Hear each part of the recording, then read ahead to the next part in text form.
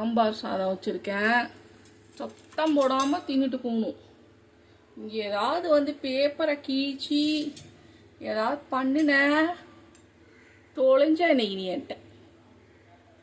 காலையில் ஒரு தோசை ஒன்று பிச்சு போட்டு ஊற்றி பிச்சு போட்டு வச்சா காலி பண்ணிவிட்டு இப்போ சாப்பாட்டுக்கு வந்துட்டு எத்தனை வாட்டி கிச்சனில் வந்துட்டு உக்காந்துட்டு ஓடுறது சீக்கிரம் செய்யணும் விரட்டுறாமா நம்மளை.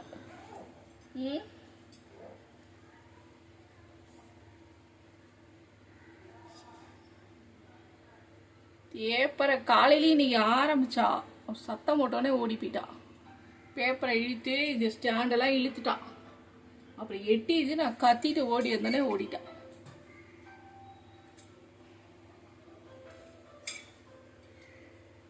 சாப்பிட்டு